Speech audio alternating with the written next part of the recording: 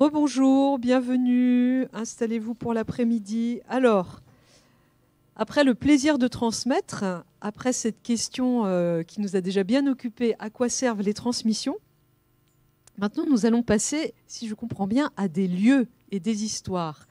Ce début d'après-midi, la table ronde de ce début d'après-midi s'intitule « Du domicile à l'hôpital, une histoire de transmission ». Et nous allons, avant de pouvoir échanger, nous allons écouter dans l'ordre, je ne sais pas dans quel ordre, qui commence? Vous êtes ensemble, très bien. Alors je le dis selon l'ordre du papier. Marie-Lorraine, qui est infirmière à Jeanne Garnier, donc en soins palliatifs. France Vautier, médecin au dispositif de santé Paris-Ouest. Et Élise Ricada, psychologue clinicienne. Vous êtes maîtresse de conférences à l'université Paris-Cité et co-directrice de l'Institut de la personne en médecine. Merci et à tout de suite pour les échanges. En ce début d'après-midi, en tant qu'infirmière d'équipe mobile de soins palliatifs et médecin de équipe territoriale de soins palliatifs qui intervient à domicile, nous aimerions vous poser avec vous la question suivante. Le lien ville-hôpital ne repose-t-il que sur des transmissions? Selon nous, ce lien ne repose pas uniquement sur des transmissions, mais sur beaucoup d'éléments, certains invisibles, qui impliquent des savoir-faire individuels et collectifs, dont nous avons déjà un peu évoqué la question ce matin. Et nous allons vous la mettre un peu en lumière à partir d'un cas clinique, d'une situation complexe, accompagnée par nos deux équipes respectives. Cette situation complexe fut courte, puisqu'elle a duré à peine plus d'1 mois et demi, mais vraiment intense. Elle a même conduit nos équipes respectives à faire une relecture de cette situation avec des soignants d'oncologie et de soins palliatifs. Donc on va déjà vous en faire le récit clinique. Il s'agit de l'histoire de Madame F, qui est une jeune patiente atteinte d'un cancer métastatique, diagnostiquée après la naissance de son 2e enfant. Elle est mère de 2 enfants, elle est élève seule, ils ont 8 et 15 ans. Et elle est retournée vivre chez ses parents après le diagnostic. Son lourd parcours de soins est marqué par des progressions itératives. Et pour le résumer en une phrase, elle a été traitée par plusieurs lignes de chimiothérapie, plusieurs chirurgies, plusieurs radiothérapies et aussi une hormonothérapie. Donc, au printemps dernier, notre équipe est sollicitée par une équipe hospitalière de la douleur pour une évaluation douleur chez une patiente en cours de traitement oncologique. Alors, il faut savoir que notre réseau est à 2 pôles, un pôle d'oncologie et un pôle de soins palliatifs. Donc, on reçoit ce signalement et on le traite comme un signalement d'oncologie. On commence à faire un recueil de données, on appelle l'hôpital, on essaie d'obtenir des comptes rendus que nous n'obtenons pas. Et en l'absence de comptes rendus et malgré des demandes réitérées, on obtient juste pour information que la patiente est très exigeante, très algique malgré le patch de durogésique et refusant une hospitalisation pour explorer la douleur. Mais sachant qu'elle était suivie, on ne l'a pas priorisée dans nos visites à domicile. Sur l'insistance du service et voire même du DAC du territoire qui est intervenu pour dire « mais comment ça se fait, vous n'y êtes toujours pas allé ?» Nous allons chez elle pour la première fois le 13 mai, en binôme, comme d'habitude, médecin-infirmier. Et dès la première visite, dès que nous pénétrons dans son appartement, nous avons en face de nous une problématique d'emblée complexe à tout point de vue, à la fois physique, psychologique, sociale, familiale et environnementale. D'abord, on est très surpris de l'apparence physique de cette patiente, même pour nous, confrontés quand même quotidiennement et depuis longtemps à la maladie grave et à la fin de vie. On a un corps très abîmé, très investi, qui a fait l'objet de multiples chirurgies esthétiques, des tatouages, des prothèses mammaires, mais avec une présentation très, inesthétique, avec un caraco un peu très décolleté, sur une cachexie très importante, un corps visiblement en perte totale d'autonomie au fauteuil, et très abîmé par la maladie cancéreuse, avec des accès douloureux intenses, des cris, une fonte musculaire massive, une circulation collatérale sur tout le thorax et une cachexie déjà très avancée. Et d'emblée, des défenses psychiques énormes qui nécessitent entre guillemets, de rester en surface pour éviter de la braquer. Parce qu'on s'est dit, oh là là, on va pas y aller trop fort parce que ça va casser. Et puis une suspicion d'addiction, un peu comme d'habitude, quand on évoque tout le catalogue des médicaments qu'elle a pu déjà prendre, qu'elle aurait pu prendre, qu'elle n'a pas pris. Ça fait rien, ça marche pas. Et puis ces cris de douleur avec des douleurs d'emblée très, très complexes. Et de l'autre côté, la famille, qui nous donne l'impression de vivre un peu en huis clos. Ils sont isolés, aucune aide à domicile n'est en place. Il y a un papa, une maman, les 2 enfants de cette femme, de 2 pères différents qui vivent à domicile aussi. Ils n'ont pas de médecin généraliste. Et tout ça, c'est un petit peu banalisé. Et tout au long de la prise en charge, d'ailleurs, cette banalisation, elle restera difficile à passer, pas à dépasser en fait. Et on se demande d'emblée comment on va avoir accès aux soins dans cet univers un peu clos où on peut difficilement mettre plus de matériel. Pour vous dire, la patiente, elle dormait dans une chambre avec 2 lits côte-côte et son fils de 15 ans dormait à côté d'elle. Et quand on est allé dans la chambre juste pour voir comment c'était logeable, entre guillemets, pour un lit médicalisé, on n'a même pas ouvert la lumière parce que le fils de 15 ans était en train de dormir. C'était la fin de la matinée. Donc, on s'est dit qu'on allait avoir du mal à mettre un lit médicalisé, un fauteuil adapté à son état, et encore moins un lève-malade, puisqu'on ne pouvait pas toucher cette femme, on ne pouvait pas la mobiliser. Dans ce contexte, on ne peut même pas s'isoler, comme on le fait quelquefois avec les parents, pour essayer de mener un entretien familial. Et dans cette première visite, le projet thérapeutique lui-même, il n'a pas l'air défini. La patiente nous dit qu'elle attend une chimiothérapie. Elle a un grand investissement envers son oncologue. Et on a un tel contraste entre son état clinique et son projet de vie, parce qu'on ne dira jamais assez que les soins palliatifs, ce n'est pas que des gens qui veulent mourir, il y a aussi des gens qui veulent vivre à corps et à cri. Et donc, déjà, on était un petit peu en difficulté et qu'on a vite compris qu'il n'y avait pas eu d'annonce de l'oncologue sur un éventuel arrêt des traitements. Même si en demi-teinte, encore une fois, on n'avait pas de compte-rendu. Encore en demi-teinte, on entendait que c'était une chimiothérapie un peu compassionnelle, comme on dit des fois. Autant vous dire que quand on est sorti, avec ma collègue infirmière, on est resté planté sur le trottoir. On s'est regardé, on s'est dit, mon Dieu, qu'est-ce qu'on va faire là, maintenant? C'est vendredi après-midi, bien évidemment.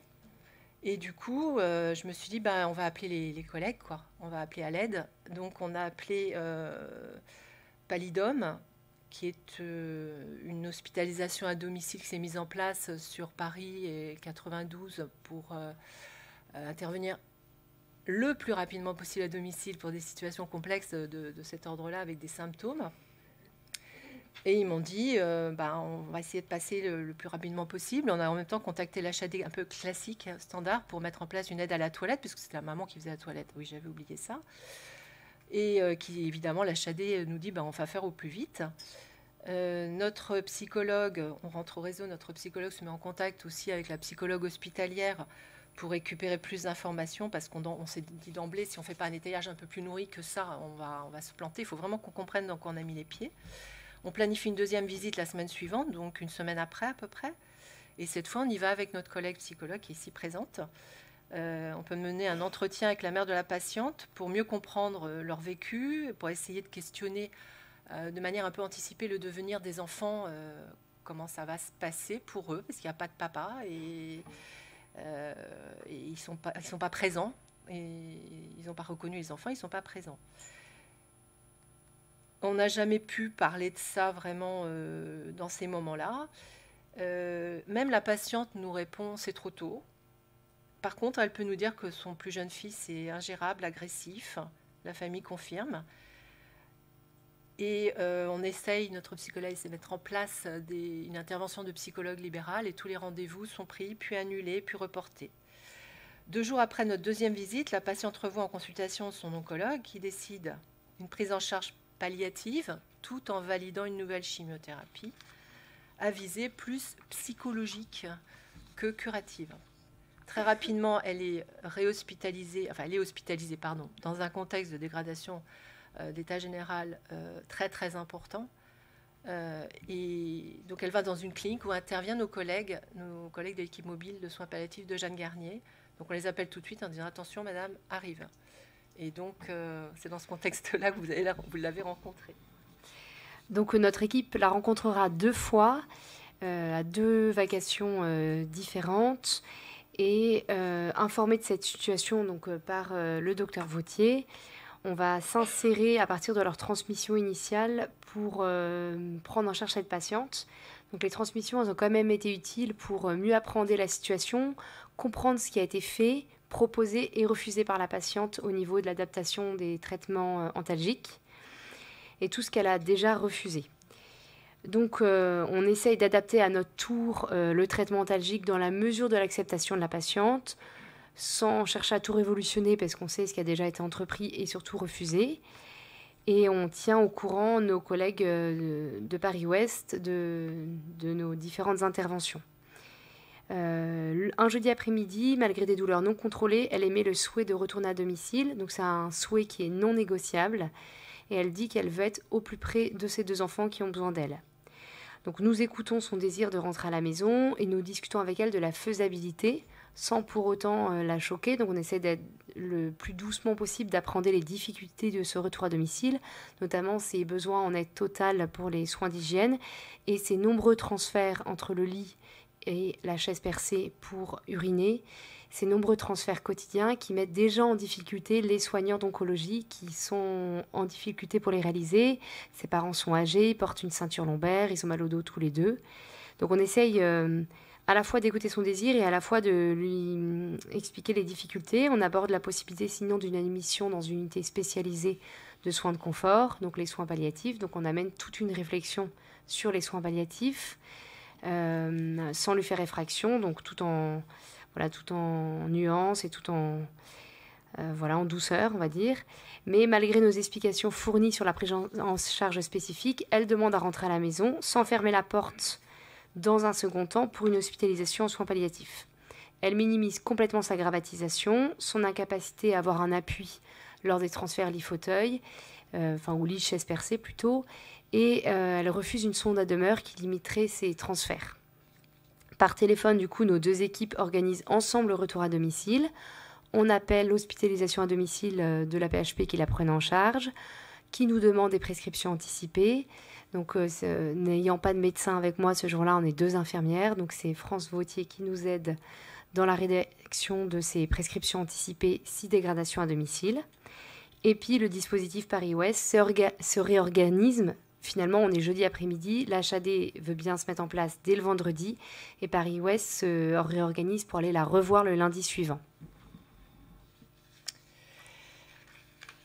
Alors d'emblée, le lundi matin, lors de notre visite, on s'aperçoit que la famille nous dit que le week-end a été très difficile. Ils n'en peuvent plus, ils sont épuisés.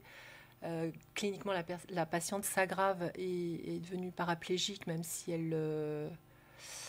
elle est un peu dans le déni de ça, mais cliniquement, en la réexaminant, on voit que ça évolue cliniquement de manière très importante. Et le gros risque, effectivement, c'est un globe vésical et qu'elle refuse la pose d'une sonde urinaire. Je suis désolée, je rentre un peu dans les détails, mais c'est important parce qu'on est à la maison, qu'on n'a pas forcément tout pour... on n'a pas cette autonomie de soignant au pied du lit du patient, à Jeanne-Garnier, à Cognac-G, en unité de soins palliatifs ou à Sainte-Périne. Pour dire, on arrive, on va poser la sonde, et puis il faut que la patiente elle soit d'accord et qu'elle adhère au projet. Et en fait, elle est sur le canapé, elle est hyper douloureuse, épuisée. Je m'assois à côté d'elle et j'essaie de lui expliquer que ça va être compliqué de rester à la maison dans ces conditions-là. Et là, après, c'est un jeu de regard.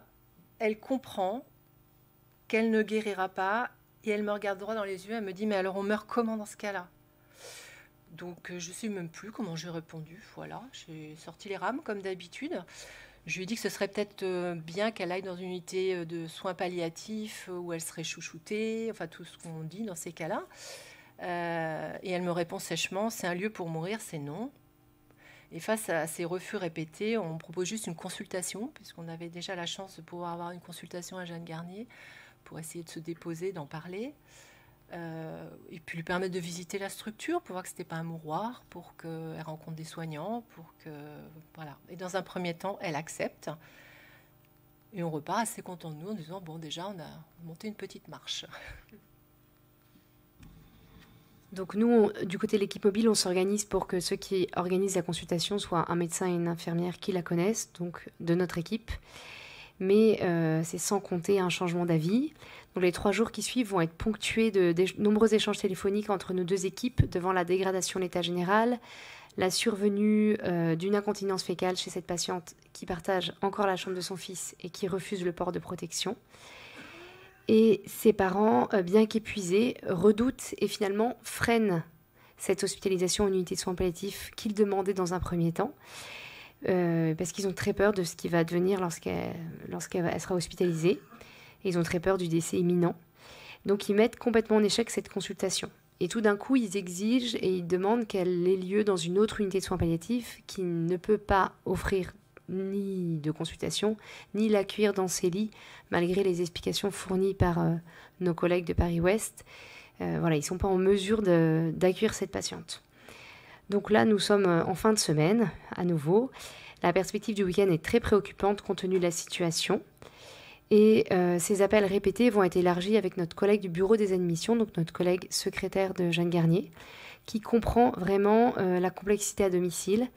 Et on va essayer ensemble d'affiner une stratégie à adopter pour aider cette famille à accepter la nécessité de l'hospitalisation, tout en respectant leur défense psychique. Donc à travers nos discussions, notre collègue secrétaire perçoit que c'est vraiment compliqué. Donc elle propose de bloquer le lit d'admission. Enfin, il y a une admission chaque samedi à Jeanne Garnier, pas plus d'une. Et elle propose de bloquer le lit pour cette patiente, en espérant qu'elle change d'avis, mais en disant, voilà, vu la situation, je bloque le lit pour elle. Donc ces appels entre nos 2 équipes, c'est une chose, mais on n'arrive pas à leur faire changer d'avis pour le moment.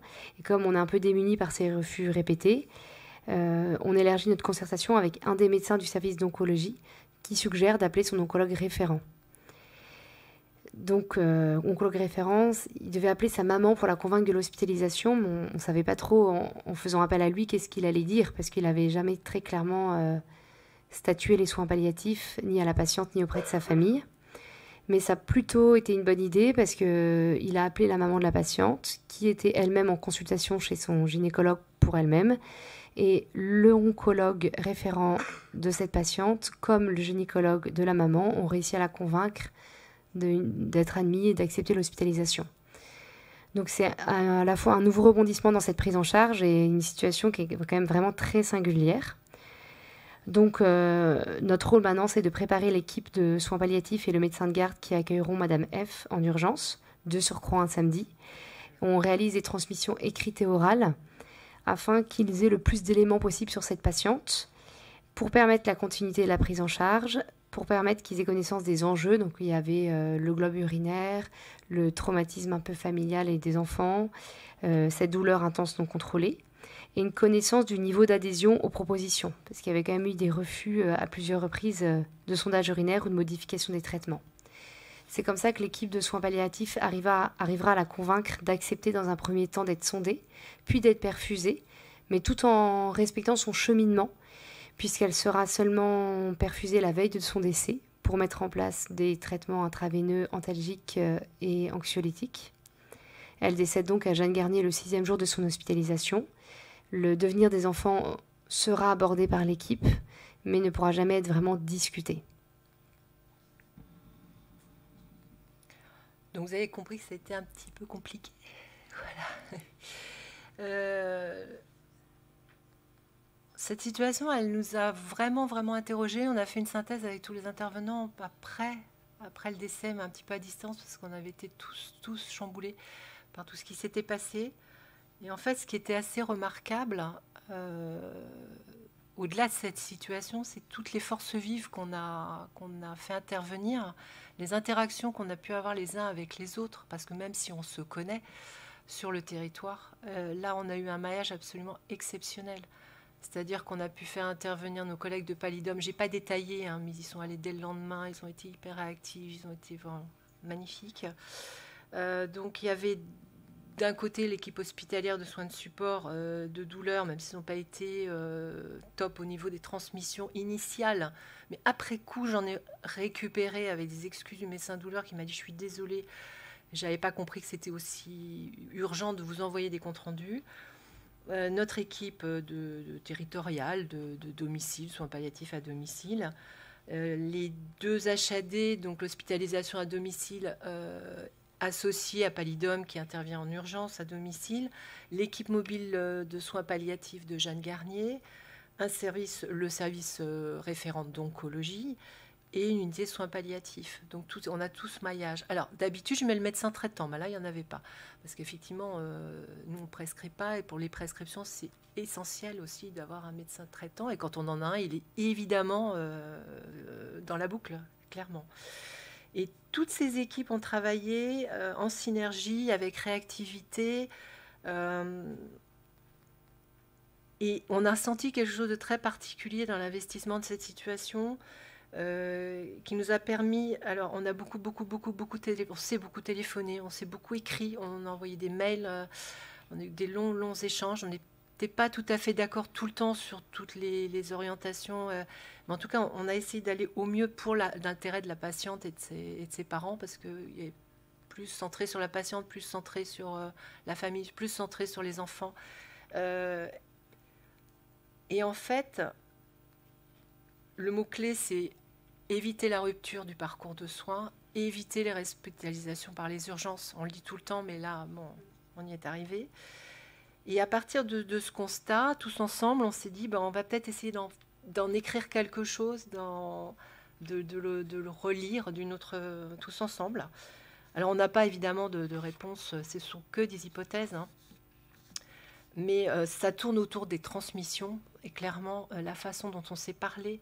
Alors la première hypothèse, c'est des transmissions de qualité pour permettre aux uns et aux autres de s'insérer dans la prise en charge, et que chaque professionnel ait un petit morceau de cette histoire, de sa place, et il détient une partie du message. Par message, on entend ce qui est exprimé par le patient et sa famille, parce qu'on est bien placé pour savoir que la famille, on ne recueille pas la même chose si on est une HAD, une aide-soignante qui est là tous les jours, ou quelqu'un qui vient très ponctuellement de temps en temps, ou c'est pas la même chose si on est à l'hôpital ou en consultation ou allongé dans un lit, c'est pas tout à fait la même place. Donc pour que chaque intervenant soit informé de la situation, il est indispensable de mettre en place des transmissions orales et écrites au fur et à mesure des actions de chacun. Alors on a de très beaux logiciels, un magique, je sais pas, on a tous des logiciels différents. Alors il faut trouver un outil commun, c'est pas toujours simple. Et dans cette situation, on doit reconnaître que le manque d'information initiale a amené un retard de prise en charge. Donc rétrospectivement, on fait encore plus d'efforts pour avoir des recueils de données complets dès le signalement des patients. Et du coup, cette visite, qui nous a pas semblé prioritaire, on s'en est voulu un peu par la suite. Et donc, quel que soit le canal de communication, il faut une trace écrite pour que tous les intervenants soient en copie. Donc voilà, avoir des boucles de mailing très, très, très larges, et que chacun puisse avoir à peu près le même niveau de compréhension de la situation, sans hésiter à s'appeler pour dire tu m'as envoyé ça mais j'ai pas bien compris, alors qu'est-ce qui s'est passé, parce que nous on fait des comptes rendus de visite assez détaillés, mais bon, des fois on peut oublier des choses. Et surtout la notion de synthèse, du temps béni où on pouvait se réunir autour d'une table sans masque, sans zoom, donc se mettre tous autour d'une table, tous les intervenants, pour parler des situations en cours de prise en charge, pour réfléchir ensemble sur les objectifs à avoir, et surtout éviter les millefeuilles. Ce qui est important, c'est savoir qui fait quoi, qui va prendre cette partie-là de l'histoire, qui va prendre en charge les enfants, qui va prendre en charge les parents, qui va prendre en charge la douleur de cette femme, et qui va s'occuper d'elle pour sa fin de vie. Et quel est le lieu, alors pas le meilleur, ça n'existe pas, mais le plus adapté compte tenu de son état clinique, parce qu'encore une fois, cliniquement, il y avait des symptômes. Et un décès à la maison, ça je ne l'ai pas dit, mais c'était inenvisageable. Enfin, pour nous, je ne voyais pas cette femme décédée devant ses parents, ses enfants, dans son état clinique qu'on avait observé, avec l'évolution que vous décrivez, Marie-Laurenne. Et le fond de tout ça, c'est évidemment basé sur beaucoup de confiance en l'autre, son expertise, et de sa compétence, qui n'est pas de là, franchement, en transversalité, il n'y a pas eu d'enjeu de moi je sais plus que toi, je vais faire mieux, etc. Chacun était resté vraiment dans le lien, Chacun est resté bien dans sa fonction et ça a très très bien fonctionné. Je pense que c'est ça qui a été une vraie réussite de cette prise en charge. Donc une autre condition de la coopération une autre hypothèse de la coopération après les transmissions, c'est une connaissance mutuelle des différents acteurs du terrain. Donc 2 mots soins palliatifs qui évoquent une pluralité de modes d'exercice: hospitalisation à domicile, équipe mobile de soins palliatifs, équipe territoriale de soins palliatifs, unité de soins palliatifs. Il est primordial que les différents acteurs connaissent les missions respectives, le fonctionnement et les contraintes des uns et des autres. Donc cette connaissance, elle permet de mieux comprendre le point de vue de l'autre et de désamorcer des conflits qui pourraient naître d'incompréhension mutuelle dans un contexte actuel de tension que nous connaissons. Il y a de moins en moins de médecins généralistes, donc il y a de plus en plus de familles qui sont sans médecin généraliste. On manque de lits d'hospitalisation parce qu'il y a eu des fermetures faute de personnel. On manque de personnel aussi à domicile. Donc se connaître, c'est tout simple, c'est quand on s'appelle les uns les autres pour signaler un patient, en profiter pour se présenter, connaître l'autre équipe, demander qui y travaille, comment il fonctionne. Voilà, il y a plein de moyens de connaître les uns les autres de façon un peu informelle en se parlant. Et si on veut aller plus loin dans la connaissance du travail de l'autre, il faut aussi s'intéresser au travail vivant. Donc le travail vivant, on l'a un petit peu évoqué ce matin, c'est l'ensemble des savoir-faire, l'intelligence et la créativité qui vont être mises en œuvre dans le travail. Pour l'illustrer, c'est tout ça que le soignant va mobiliser pour faire face aux inévitables difficultés. Mais pour l'illustrer, pour parler du travail vivant, par exemple, on pourrait prendre la question du langage ou de la communication. Les soignants de soins palliatifs, ils ont une certaine façon de s'exprimer par les expressions utilisées, l'intonation, la voix, la façon de se tenir face au patient, peut-être de se mettre à sa hauteur, s'asseoir à côté de lui, la façon dont on va dire bonjour au patient quand on rentre dans la chambre. Et tout ça, c'est plein de petites choses mis bout à bout les unes avec les autres. Mais en fait, c'est tout un travail, ça, qu'on apprend au fil des situations, par la rencontre des différents patients, des différentes familles accompagnées, mais aussi par l'observation des collègues, un peu ce qu'évoquaient Olivier et Joseph ce matin, tout ce qui est comment on va capter un peu comment travaillent les autres et comment on va s'approprier une certaine façon de travailler des autres et que ça va enrichir notre propre façon de travailler. Donc plus on cherche à comprendre le travail vivant de notre interlocuteur, plus on pourra le mobiliser et on arrivera à travailler finement ensemble. Et ça va aussi renforcer la confiance dans l'expertise de l'autre dont parlait France. Et c'est là qu'arrive la 3e hypothèse. On va faire un petit peu plus court. C'est une histoire de culture commune, un langage commun. Et dans cette situation, on a cherché à être au plus proche de la patiente pour ajuster nos propositions, tout en contournant ses défenses psychiques, pour ne pas casser l'alliance établie avec cette patiente, même très fragile. On a partagé nos interrogations. Une de mes collègues a dit en relecture de la situation, on a essayé de traduire ce qu'on percevait de l'adhésion ou de la non-adhésion de la famille et de la patiente pour ne pas créer de blocage et surtout que la porte ne se referme pas. Au-delà des transmissions, ce travail a été possible car on partage une culture commune de l'accompagnement et un langage commun, comme par exemple le respect de l'ambivalence du patient ou de ses proches, ce qui mobilise une écoute, une ouverture à ce que vit l'autre, l'acceptation de son cheminement, pas à pas ou pas. À domicile, c'est évidemment une priorité de comprendre ce qui se joue au niveau de la structure familiale, repérer l'aidant dit naturel, qui est tout sauf naturel, repérer l'épuisement et apporter une écoute et proposer des aides humaines. Le but est d'éviter l'effondrement de la famille tout en respectant le projet de rester à domicile. La situation est encore plus sensible s'il y a des enfants en bas âge. Avec l'expérience, le but est d'essayer d'éviter les deuils pathologiques des dents qui se sont épuisés à tenir bien au-delà de leur capacité physique et psychique. Ça, c'est un sujet qui me tient particulièrement à cœur. Pour avoir travaillé en unité de soins palliatifs, et en arrivant au domicile, j'ai mieux compris pourquoi on voyait arriver des aidants aussi épuisés, qu'on n'arrivait pas à faire remonter et qui développaient quelquefois des deuils vraiment très, très, très longs et très pathologiques par la suite. Ce qui nous amène, nous, parfois, à domicile, à faire un arbitrage et à prendre un peu la main sur les prises de décision de transfert en unité de soins palliatifs. Et puis la dernière hypothèse, on l'a déjà un peu évoquée ce matin, c'est l'organisation facilitante du travail. peut-être plus particulièrement en fin de vie et en soins palliatifs, chaque situation est unique et singulière et ça requiert une adaptabilité et une souplesse de l'organisation du travail. Donc si on reprend notre cas clinique, il y a eu de nombreuses transmissions, discussions, délibérations transversales et inter-équipes. Il a fallu reprogrammer plusieurs fois des visites à domicile. On a ressenti le besoin d'organiser une relecture de cette situation. Et donc, tout cela, ça demande des aménagements du travail et de l'organisation du travail. Et nos organisations respectives de travail dans nos équipes respectives l'ont permis.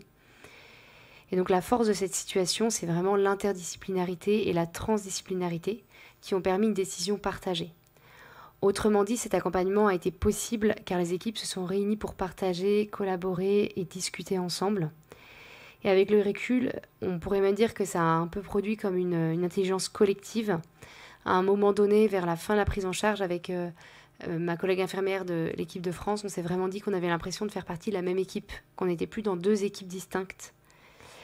Et ces espaces de discussion, ils permettent à chaque membre de parler de son expérience et de ses difficultés, mais de l'expérience aussi de la résistance au réel et comment chacun a résolu cette situation.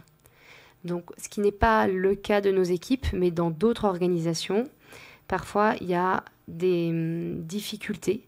Les organisations du travail tendent à s'éloigner du réel et sont à risque de perte de sens, car elles sont déconnectées des besoins du terrain. Quand on parle des besoins du terrain, ça peut être les besoins des professionnels, mais aussi des patients, des familles. Et donc, il y a un enjeu, et c'est peut-être un peu la conclusion, c'est de se dire qu'il y a un enjeu à créer des conditions de coopération dans les organisations du travail de la santé pour répondre aux besoins du terrain, particulièrement en ces temps peut-être de virage ambulatoire aussi. Et du coup, on va laisser la parole à Élise pour poursuivre notre réflexion. Merci beaucoup pour cette présentation du coup, que j'ai réécoutée parce qu'on s'était rencontrés déjà pour en parler, pour préparer cette journée. Il y a encore plein d'autres choses qui me sont apparues.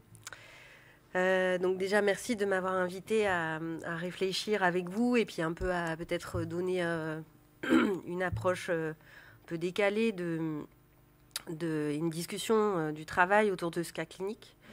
Alors, vous avez toutes les deux avancé déjà beaucoup de points réflexifs et des hypothèses très intéressantes.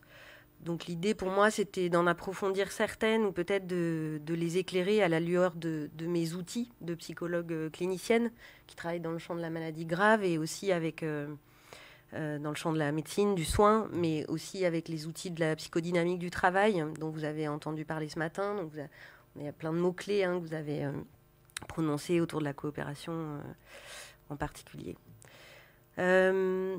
Du coup, pour commencer, j'aimerais bien, ça m'avait frappé quand vous aviez commencé votre présentation, je repartirais bien de cette image idéale du soin palliatif, présentée en début de cas clinique.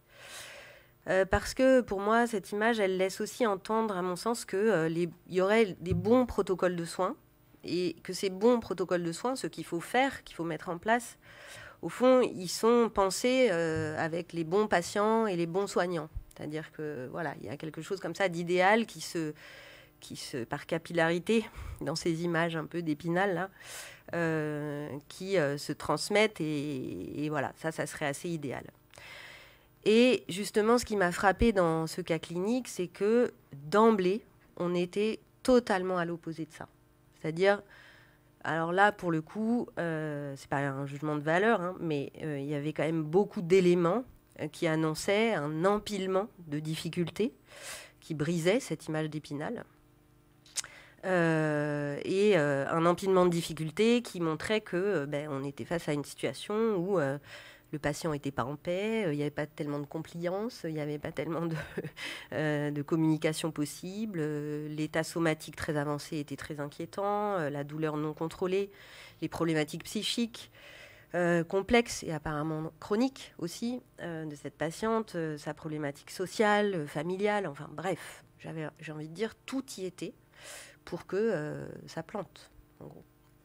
Donc moi, ce qui m'a beaucoup intéressée quand vous avez raconté tout ça et on en avait discuté, c'était finalement de partir de cette situation pour se dire, mais alors, puisque ce n'était pas une situation idéale, puisque même c'était à l'opposé, par quoi c'est passé que ça ait pu marcher, finalement. Enfin, marcher, ça veut dire, au fond, arriver quand même à une situation in fine où beaucoup de choses de la culture, j'imagine, du soin palliatif, mais aussi de la culture du soin tout court, et aussi du respect et de la dignité de la patiente, de cette famille, soient globalement quand même maintenues et respectées. Et du coup, il y avait ce contraste entre cette situation quand même très catastrophique et la fluidité que vous avez décrite, qui s'est opérée à plusieurs niveaux de la prise en charge. Alors, en plus, une fluidité entre tous les acteurs de soins, mais aussi une fluidité dans l'agencement et le séquençage des soins mis en place, ce qui est quand même loin d'être gagné. Et aussi une fluidité, et enfin pour finir, une fluidité dans l'issue de la prise en charge qu'on pourrait qualifier au mieux, par rapport au contexte assez extrême de cette situation d'une fin de vie, somme toute, je ne sais pas comment on pourrait dire, respectueuse et contrôlée, ou je ne sais pas comment dire. Alors, pour tenter d'expliquer comment tout ça a fonctionné, je voulais donc revenir sur différentes choses qui pourraient donner des pistes de réflexion et d'ailleurs, à partir de cette situation précise, donner aussi des points de départ à la discussion qu'on pourrait avoir avec la salle sur les situations de soins où, d'emblée, ça ne marche pas très bien. Et finalement, à quoi on peut être attentif quand on voit que finalement, on a pu retourner la situation. Alors, d'abord, j'ai été aussi frappée d'emblée de la difficulté que vous avez, donc la première équipe qui s'est rendue à domicile, immédiatement perçue par les soignants, à pouvoir se projeter dans une collaboration avec cette patiente. Cette difficulté, à mon sens, a été le point de départ d'une dynamique de coopération qui ensuite explique toute la fluidité apparente de la prise en charge. Je dis apparente parce que c'est pas, on voit bien tout ce qui a été déployé derrière par les équipes, par chacun de vous, etc. Et que ça vous a demandé beaucoup d'investissement et beaucoup d'actes et beaucoup de transmissions, beaucoup d'écrits, beaucoup d'échanges, etc. Mais donc peut-être avant de voir un peu plus précisément comment cette coopération avec cette patiente qui n'était pas du tout gagnée s'est mise en place, il faut peut-être revenir sur qu'est-ce que c'est que ce concept de coopération. Pourquoi c'est si important d'y prêter attention. Et je sais que vous en avez parlé ce matin, mais je crois qu'il n'a pas été tout à fait défini, ce concept de coopération. Et donc, ce n'est pas moi qui l'ai inventé du tout, ce concept. Il vient de la psychodynamique du travail, qui est une discipline qui propose une analyse dynamique des processus psychiques et collectifs et individuels qui sont mobilisés dès lors qu'on est confronté à la réalité du travail, c'est-à-dire finalement ce qui pose problème dans le travail. Parce que si ça ne pose pas de problème, ça roule. Mais le travail pose toujours problème. Il y a toujours des moments où ça coince, où ça ne va pas. Voilà.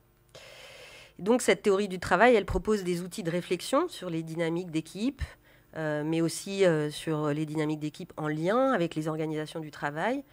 Et surtout, on l'a dit beaucoup, sur la conception d'un travail vivant, c'est-à-dire un travail qui engage pleinement et tout entière la subjectivité de celui ou de celle qui travaille. Donc, je vais y revenir parce que je pense qu'il y a plein d'éléments dans cette situation qui nous montrent à quel moment cette subjectivité elle a pu être mobilisée et pourquoi. J'y reviendrai plus tard. Bref, en tout cas, la coopération, elle désigne en fait des liens qui sont construits entre les différents sujets, les acteurs, enfin les professionnels, en vue de réaliser une œuvre commune. Et à mon avis, cette œuvre commune, dans ce cas clinique, c'était vraiment de remettre en place la coopération avec la patiente. C'est-à-dire que d'emblée, ce qui s'est posé, et tout au long, là, en vous réécoutant, ça m'est vraiment apparu, c'est même quand la coopération a pu être un tout petit peu gagnée, hop, il y avait des retours en arrière. Même sur la coopération, c'était non seulement la coopération au projet de soins avec cette patiente, mais aussi parfois à un acte de soins. Poser une sonde... Et il n'y a rien à faire quand on est soignant. Si on ne coopère pas avec son patient, on ne peut pas travailler. Et donc, je pense que c'est très important de relire toute cette situation en se disant que cette coopération, elle est bien sûr volontaire, mais elle ne se prescrit pas. On ne peut pas dire à un patient, bon, maintenant, il faut que tu coopères. Et on ne peut pas non plus dire à des équipes, bon, maintenant, il faut que vous coopériez ensemble. Donc c'est pour ça qu'il me semble que, à partir de cette idée qu'il était très difficile de coopérer avec cette patiente, donc le soin était mis en péril, alors ça a déployé tout un tas d'autres coopérations qui sont venues renforcer en fait ce projet de coopérer et donc de la soigner, et qu'elle accepte d'être soignée. Donc je vais... alors, du coup, qu'est-ce que c'est ? Alors, parce que la psychodynamique du travail, elle propose plusieurs formes de coopération. Elle en propose 3, essentiellement. Et moi, là, celle dont je parle, c'est plutôt ce qu'on appelle la coopération transverse. Les 2 autres formes de coopération, c'est coopération horizontale et coopération verticale. Ici, la coopération horizontale, elle a fonctionné, mais dans un deuxième temps, je pense. Elle a fonctionné entre les différents corps de métier. La coopération horizontale, c'est celle qui existe entre les collègues, c'est-à-dire des gens qui font le même métier, ou en tout cas qui peuvent, pas faire forcément le même métier, mais être dans une équipe qui fait le même métier, ici les soins palliatifs par exemple. Mais cette coopération horizontale, elle n'était pas gagnée là tout de suite, justement du fait de la multitude et de la diversité des acteurs. Donc ça, à mon avis, elle n'a pas été première. La deuxième forme de coopération, c'est ce qu'on appelle la coopération verticale, qui est plutôt celle qui est en jeu et qui est parfois nécessaire pour fonctionner, et qui met en valeur des relations plutôt hiérarchiques. Et là, ce que vous dites, c'est que cette coopération, elle n'a pas été du tout présente, parce qu'il n'y a pas eu de relation de hiérarchie. C'est-à-dire que ce n'est pas quelqu'un qui avait raison plus qu'un autre, etc. Au contraire, vous avez déjoué un peu, je pense, tous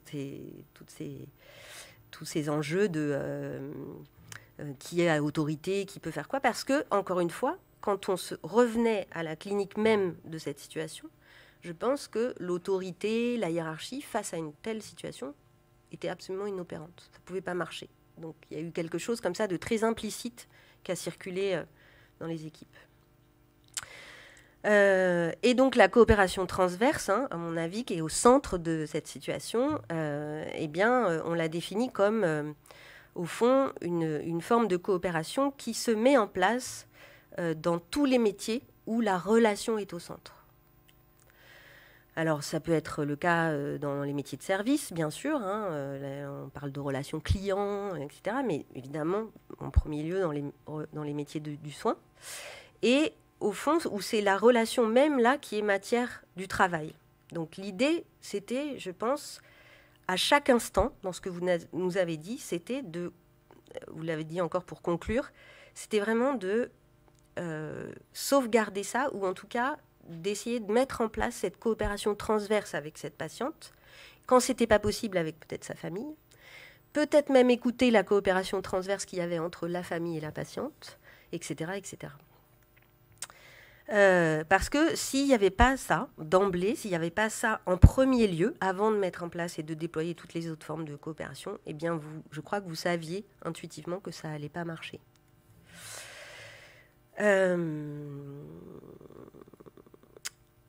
Alors, est-ce qu'on pourrait faire l'hypothèse aussi que dans cette situation, finalement, beaucoup d'autres acteurs, pas seulement vous, mais au fond, tous ceux qui ont été au contact de cette patiente et de cette famille, s'étaient heurtés au même écueil.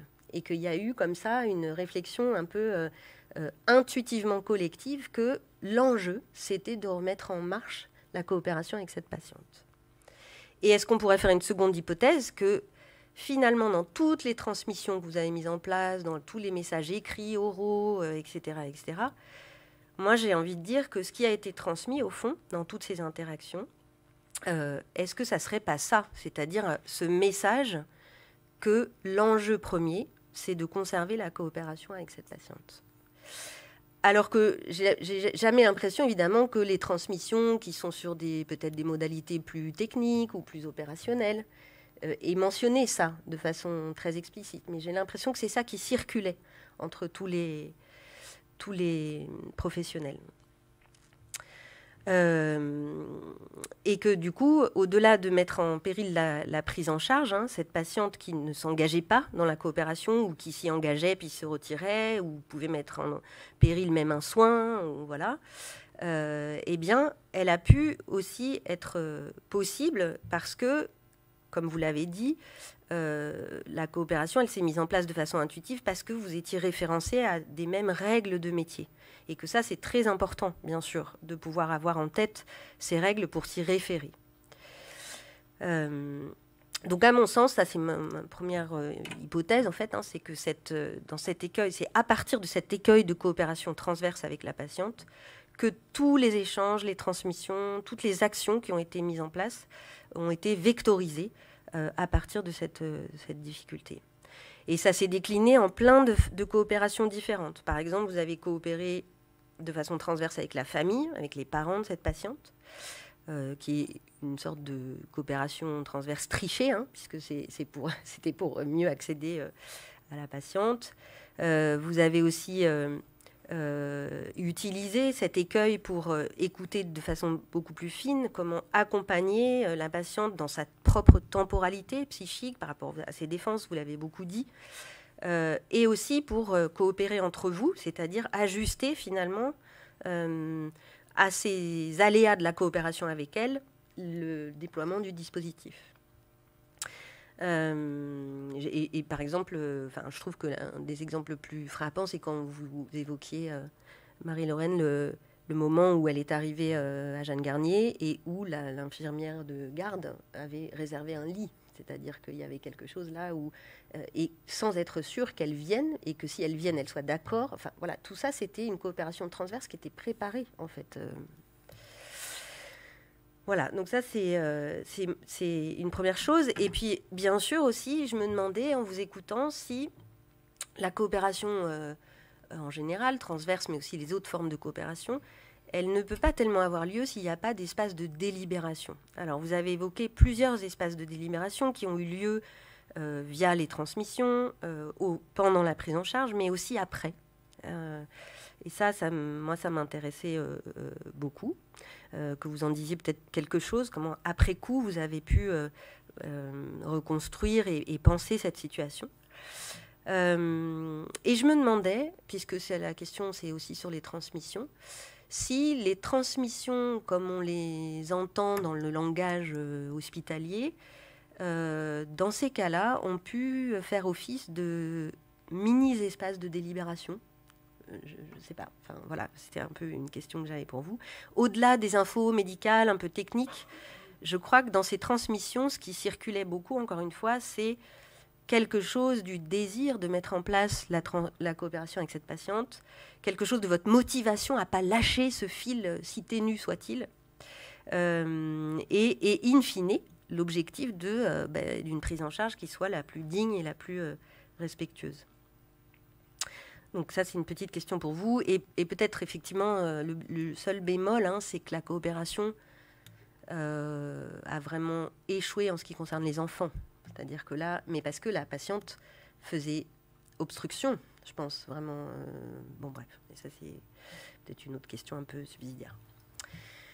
Le deuxième élément j'avais envie qui m'a aussi beaucoup frappée, en fait, que j'avais un peu envie de mettre au travail, pour expliquer la mobilisation et la coopération exceptionnelle de ces différentes équipes auprès de cette jeune femme. C'est ce que vous avez décrit de cette première visite à domicile et au fond, comment en fait le moment clinique d'avoir été aux côtés de cette patiente, de l'avoir vue, de l'avoir éprouvée en fait, de l'avoir touchée, voilà, comment ça a été, ça peut-être aussi un moment, je pense, extrêmement important de la prise en charge et qui a, avant même de pouvoir élaborer que la coopération avec elle était difficile, je pense que ça a été un point de départ assez, d'ailleurs vous en avez parlé, vous avez dit c'est sidérant. Comment finalement cette patiente qui est là, bien sûr les soignants, vous avez l'habitude en soins palliatifs de voir des corps déformés et tout ça, mais là c'était une déformation quand même très particulière, avec une patiente, si j'ai bien compris, qui avait un corps qui portait les traces de chirurgie esthétique. Donc, en fait, une espèce de, peut-être de quelque chose d'extrême, hein, visuellement, et un peu traumatique même. Quelque chose qui a pu choquer au regard de la dégradation somatique qu'elle vivait, etc. Et je me demandais si c'était pas l'occasion de se dire que le travail de soins et le travail clinique, il prend pas véritablement ancrage dans ces moments-là aussi, hein, qui sont des moments où on éprouve le corps du patient. Et si ça n'avait pas été très porteur, ce que ça a produit sur vous, sur vos propres affects, vos propres émotions, votre propre engagement, comment vous avez été saisi, hein, d'un point de vue très sensoriel, émotionnel, affectif, juste à la vue de cette patiente, et que ça aussi, est-ce que ça n'aurait pas circulé dans toutes les transmissions, et est-ce que ça n'aurait pas porté cette nécessité absolue de pouvoir engager une coopération avec elle. Ça m'a beaucoup, en tout cas quand vous aviez raconté la première fois et encore aujourd'hui, ça m'a beaucoup frappée. Et donc je me disais que c'était peut-être important de le partager ici parce que moi je suis convaincue que la pensée du soin, la pensée du travail de soin, elle vient aussi et d'abord du corps des patients bien sûr, mais aussi dans ce qu'il renvoie au corps du soignant, c'est-à-dire en tant que sujet sensible, et que c'est parce qu'on éprouve, parce qu'on est pris d'affect, etc., qu'on peut beaucoup mieux travailler, alors qu'on entend partout dans les formations qu'il faut surtout pas se laisser aller à ça, qu'il faut évidemment se protéger, qu'il faut bien se garder de s'engager comme ça subjectivement dans le travail, etc.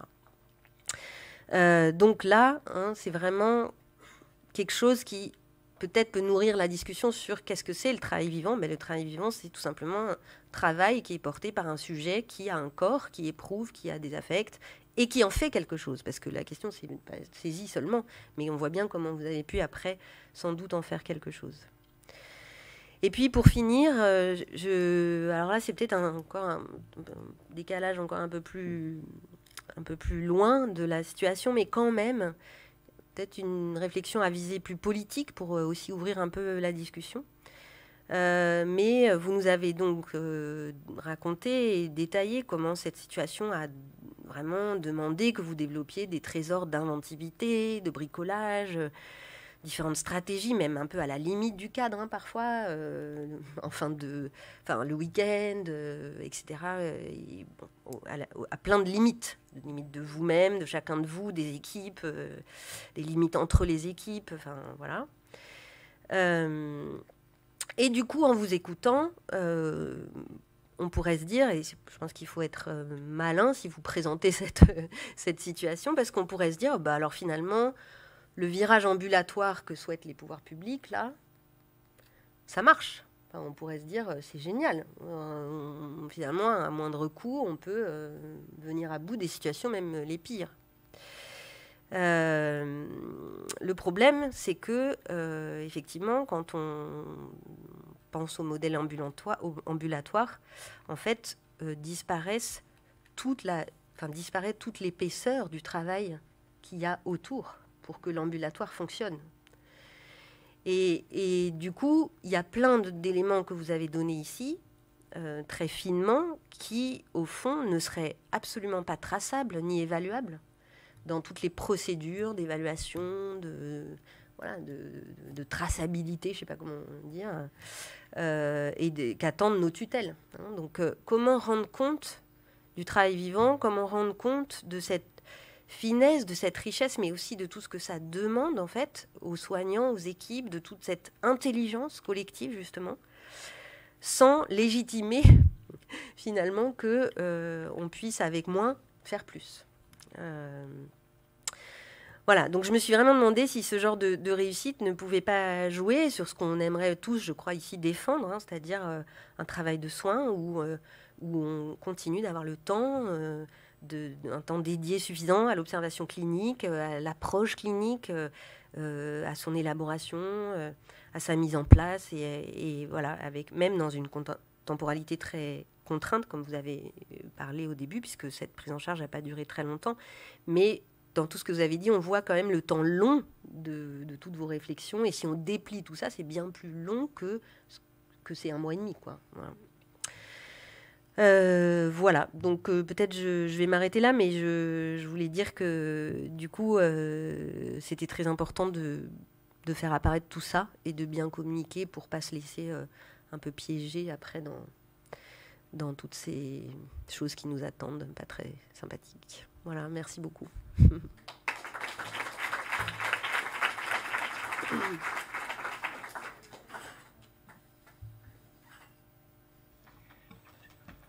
Je voulais juste reprendre la parole 2 minutes. On parle de transmission. Il y a transmission aussi d'héritage, aussi de valeurs, de partage de valeurs, et transmission au sens transmettre de professionnel à professionnel. Parce que moi, si je suis là, je pars à la retraite dans un mois. Un petit bout de ma vie professionnelle s'arrête là maintenant. Elle va continuer différemment. Mais je voudrais surtout remercier tous ceux qui m'ont transmis ce que j'ai pu mettre en place toutes ces années dans tous les lieux où j'ai pu exercer. Voilà, je ne nommerai personne, mais il y en a qui sont dans la salle. On a partagé des situations ensemble, on s'est enrichis les uns des autres, on s'est nourris de nos expériences à la fois professionnelles et personnelles. Tout ça, ça se mettra jamais dans un tableau Excel. Tout ça, ça fera jamais un indicateur ARS. Personnellement, je suis très contente de m'en aller parce que je n'en peux plus de remplir des tableaux. Nous ne sommes pas des tableaux, nous ne sommes pas des chiffres, nous ne sommes pas des statistiques. On est dans l'humain, on a un métier, on a la chance de faire un métier extraordinaire, coûteux en émotion, en énergie, c'est sûr. Mais mon Dieu, quel bonheur de faire ce métier, quoi. Et de transmettre et d'avoir été enseigné par nos aînés. Voilà. Et de transmettre aussi à nos collègues présents, futurs. Enfin, et bon courage pour la suite, mais je crois qu'il faut qu'on se batte, qu'on continue à se battre pour nos valeurs, parce que vu ce qui va arriver là, il faut se battre pour l'humain. Et j'ai pas de mots. Je suis juste actuellement très en colère, donc je vais m'arrêter là. Mais merci à tous ceux qui m'ont enseigné et qui ont travaillé surtout avec moi. Et voilà. Merci beaucoup.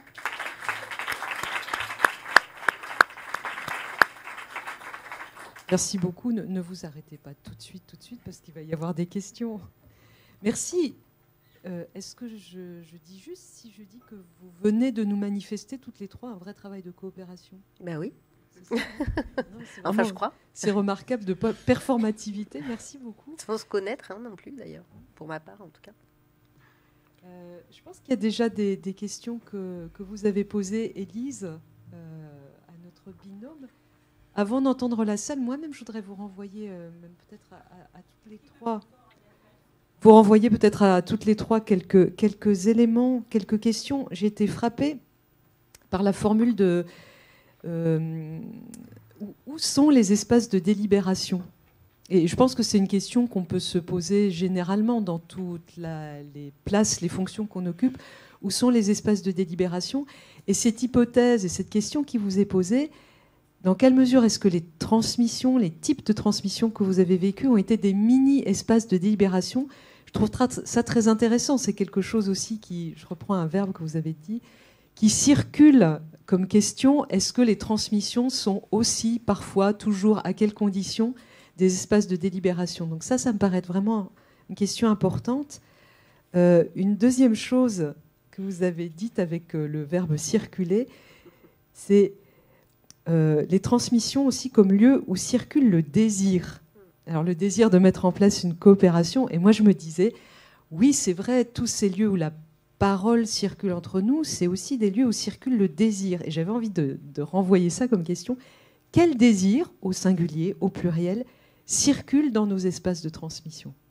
Et je trouve que dans les descriptions qu'on avait ce matin, très physiques, de qui s'assoit où et comment et dans quelle position et les habitudes ou ce qui bouge, ça aussi, c'est des indices de circulation d'un certain type de désir, de se cacher, de se faire voir, de prendre la parole, d'être entendu. Enfin, il y a ça.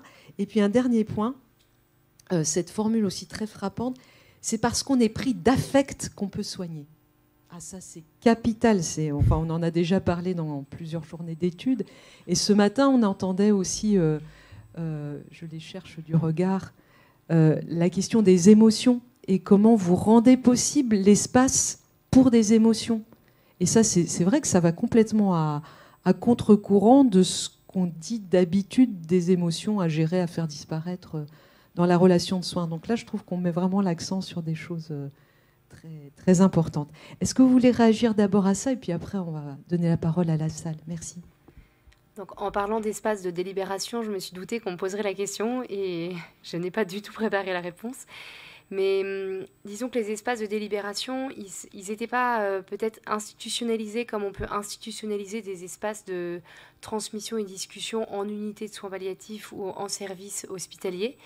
Ça va être beaucoup plus distillé dans notre pratique. Tous ces espaces de délibération, en fait, c'est tous ces temps en fait, qui sont un peu invisibles, où on va parler des situations des patients entre collègues ou au téléphone avec une autre équipe qui prend en charge la patiente. Là, je pense que voilà, c'est un peu ces temps de transmission qui peuvent se transformer en espaces de délibération à partir du moment où on ne fait pas que s'échanger des informations sur le patient, la pathologie, les traitements, mais sur tout ce qu'on met en place autour de ces patients et tout ce qui nous invite à développer dans leur complexité. C'est vrai que quand France nous appelle pour un patient, elle ne nous appelle pas pour rien. Compte tenu de son expérience, si elle nous signale un patient, c'est que c'est d'emblée complexe. Et lorsqu'on a été informé par France de cette complexité, c'est pas rien qu'une équipe mobile territoriale de soins palliatifs, on ne sait plus comment les appeler, mais une équipe qui intervient à domicile nous appelle en disant là c'est compliqué, est-ce que vous pouvez aller voir et nous faire un retour. Donc on savait d'emblée que ce serait une situation complexe et voilà, mon médecin qui a reçu les transmissions de France m'en a fait part aussitôt.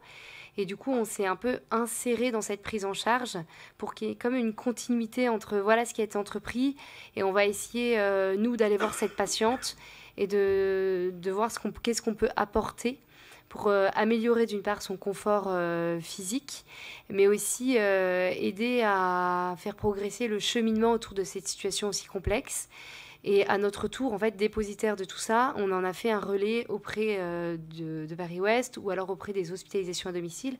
Du coup, un peu ces espaces de délibération, ils se sont greffés autour de ces temps de transmission où ils ont été, au-delà des lieux de transmission, source de créativité, de questionnement partagé.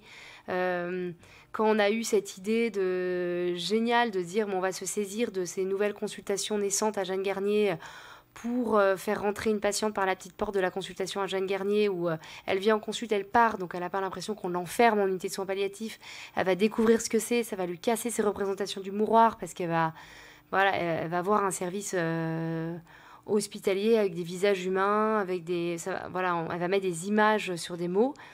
Et en fait, dans un premier temps, elle a accepté, puis elle a refusé. Donc, qu'est-ce qu'on fait de tout ça ? Comment on fait à partir de ça pour les aider à cheminer ? Parce que l'objectif, c'est pas du tout que tous les patients décèdent en milieu hospitalier, mais là, compte tenu de la situation, c'était impensable à accompagner à domicile. Déjà, à commencer par la douleur, dont on n'a pas tout dit, mais jusqu'au bout, ça a été compliqué, le soulagement de cette douleur.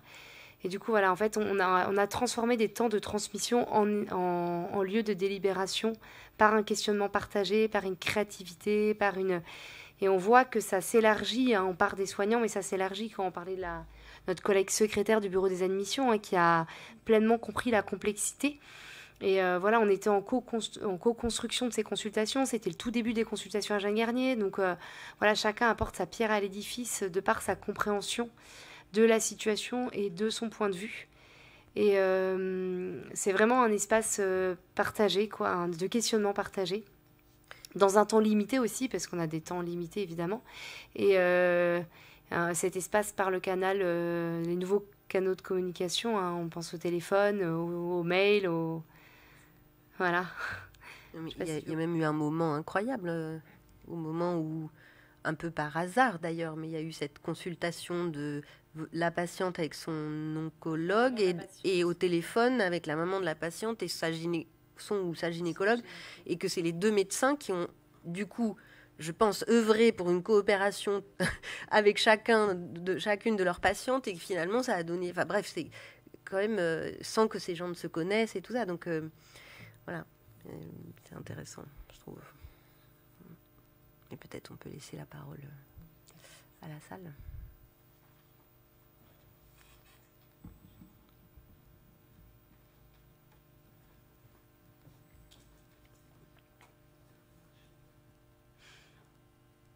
Ça marche ? Allô ? Ça marche là ? Je voudrais saluer surtout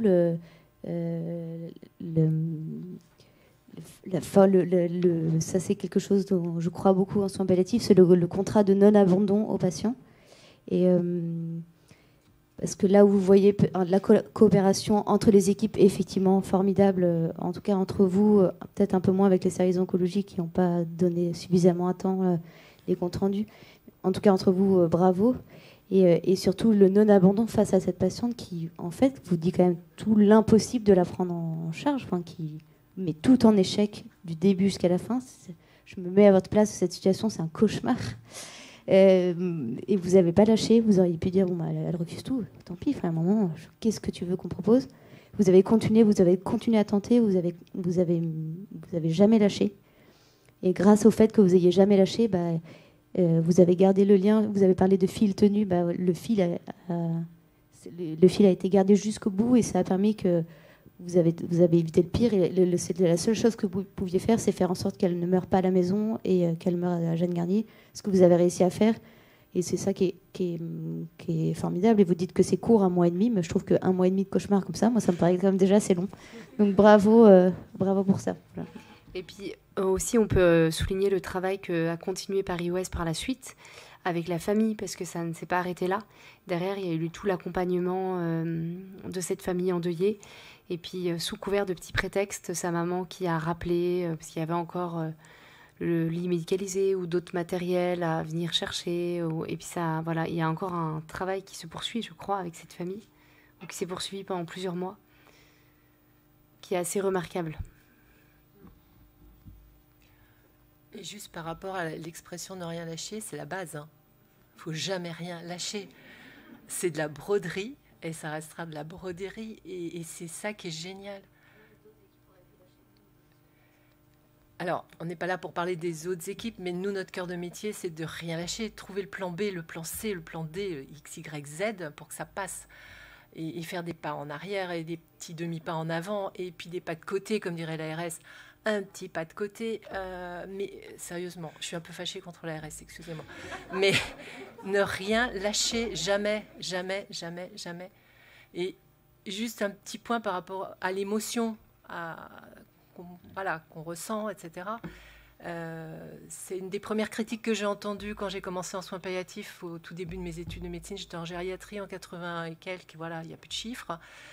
Il ne faut pas s'attacher, il faut garder la bonne distance. C'était les préceptes. Et déjà, j'étais très en colère. Je me disais, c'est quoi la bonne distance ? Je ne comprenais pas. Je ne l'ai toujours pas, je vous rassure. Je ne l'ai toujours pas. Je termine ma carrière, je ne l'ai toujours pas la bonne distance. Peut-être la juste distance, de pouvoir quand même me recentrer un peu. Mais l'émotion, il faut qu'elle soit ressentie quand même. Sinon, qu'est-ce qu'on fait ? On est des robots. Et c'est hors de question. Donc voilà, on est comme on est, il faut faire avec ce qu'on est.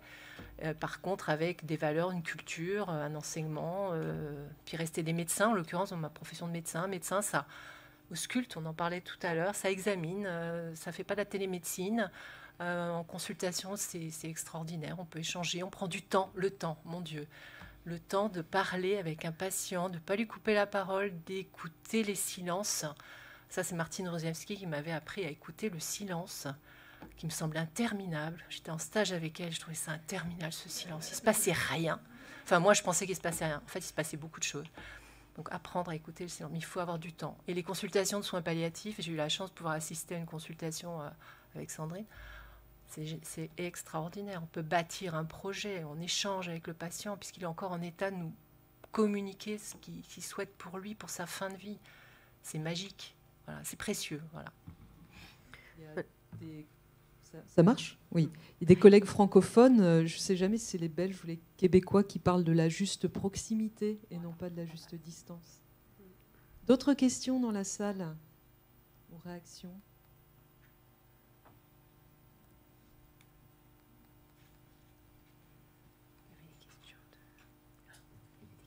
Est-ce que vous vouliez, je crois que Élise, vous vouliez aussi adresser une autre question à France et Marie-Lorraine ? Non, le deuxième point que je trouvais très intéressant, c'était comment vous avez été saisi par le corps de cette patiente. En fait, voilà, c'était pas vraiment une question.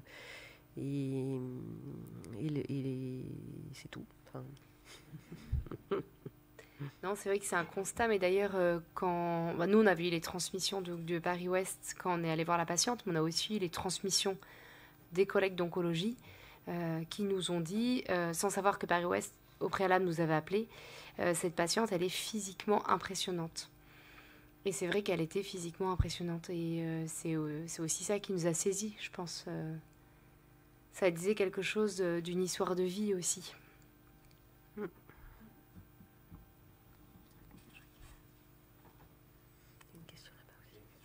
Oui, madame.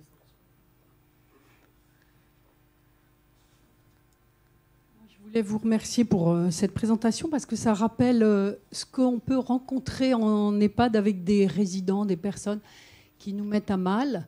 Parce que comme vous dites, ils mettent en échec un peu tous les systèmes de transmission et en fait, ils cristallisent autour d'eux, autour de leur souffrance. On n'arrive pas à y répondre en fait, et en fait, on est obligé de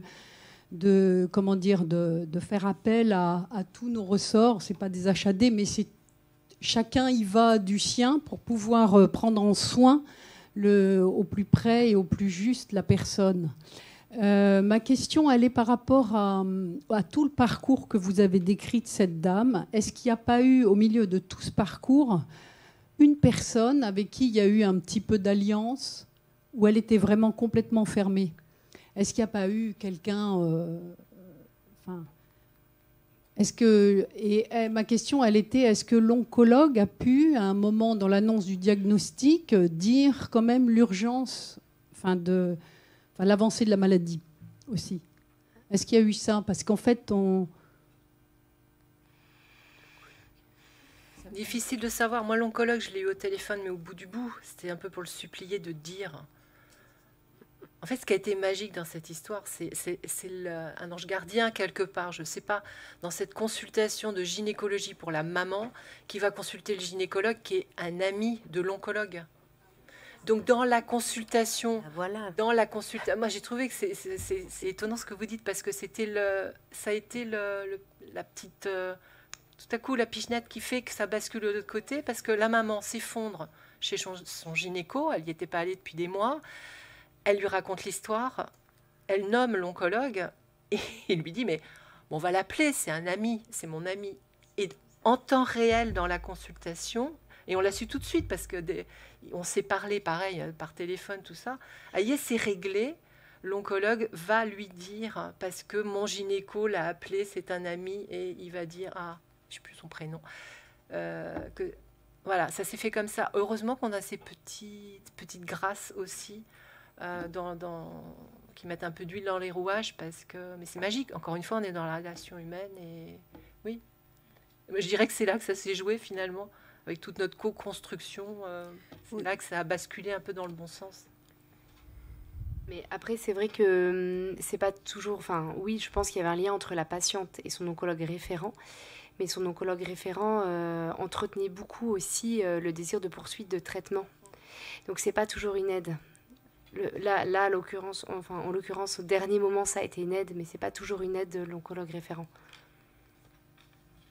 Merci beaucoup. Moi, je trouve que votre présentation, elle nous permet de faire le lien avec le thème de la journée, crise des vocations, crise de la transmission, puisqu'on a indiqué ou on a suggéré ce matin que la crise sanitaire avait peut-être aggravé la crise des vocations, notamment en soins palliatifs. Et je trouve que votre présentation, elle fait bien ressortir une dimension fondamentale de la doctrine des soins palliatifs, qui est la place des proches et la place des familles. Et s'il y a bien quelque chose qui a été mis à mal pendant la crise sanitaire, c'est la place des proches et la place des familles avec les interdictions de visite et tout ce que ça a pu entraîner comme appauvrissement dans les prises en charge et la qualité des soins. Je trouve que le concept de coopération, il est très intéressant dans sa double dimension horizontale et transverse, comme l'a exprimé Élise, puisque ce que fait ressortir ce cas clinique, c'est qu'on a besoin des familles pour pouvoir prendre soin des patients.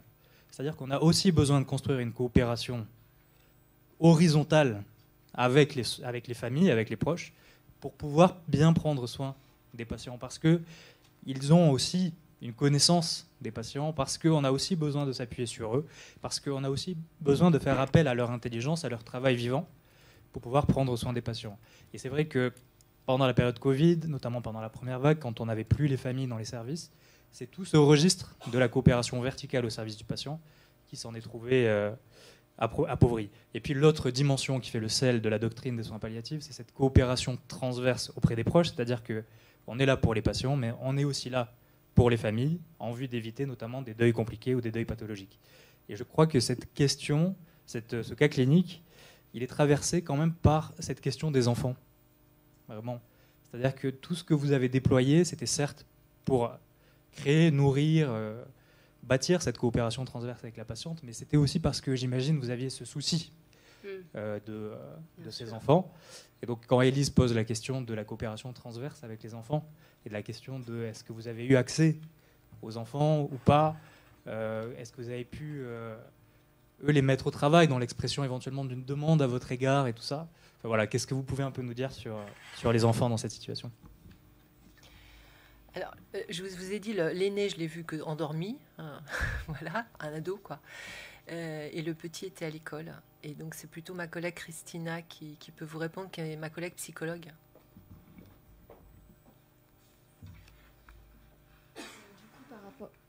Par rapport à l'accompagnement des enfants, on ne les a pas rencontrés directement. Et aussi, la demande d'intervention par rapport aux enfants s'est fait aussi indirectement. Donc la psychologue de l'équipe d'oncologie qui nous a un peu plus sollicité dynamiquement quand on a mis un peu de temps à intervenir, nous a dit il y a surtout des enfants. Et elle avait indirectement les propos aussi de la famille, donc, que nous, on a pu voir après dans l'organisation à domicile. Ce qui se jouait par rapport aux enfants passait par la mère, et la mère ne donnait pas accès à ses enfants. Même dans elle, sa réflexion autour du devenir de ses enfants, ça a été voilà, non, c'est pas le moment d'en parler. Donc finalement, ça a bloqué aussi toute la réflexion que nous on pouvait mener pour ses enfants de façon directe, mais ça a été indirectement. Donc sur l'équipe de domicile, les soins palliatifs, ça passe aussi par les soins de support et l'élargissement à nos collègues aussi de Libéral. Donc c'est aussi quelque chose qu'on veut aussi beaucoup porter auprès des financeurs et de l'ARS, de maintenir des budgets pour pouvoir proposer des suivis par des psychologues libérales au cours de la maladie, en soins aussi en suivi de deuil. Et puis après, libre aussi à la famille de pouvoir s'en saisir. Et ensuite, après le décès de la mère, la famille a pu aussi se réorganiser.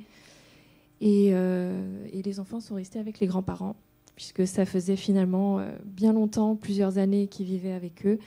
Et c'est passé après par des démarches juridiques par rapport à la garde principalement du plus jeune, et tout ce parcours de recherche des pères. Et voilà, après, c'est un cadre beaucoup plus juridique que nous, on ne maîtrise pas. Mais je pense que notre accompagnement a pu permettre à la grand-mère de pouvoir se saisir plus des ressources à l'école. Et donc les enfants, finalement, nous, on n'a pas eu accès directement à eux. Mais par tout ce qu'on essaye de mettre en place, on laisse la possibilité aux familles de se saisir des aides possibles, même après le passage en USP ou l'accompagnement actif qu'on fait avec notre équipe. Merci à vous, vraiment un grand merci. Très belle coopération.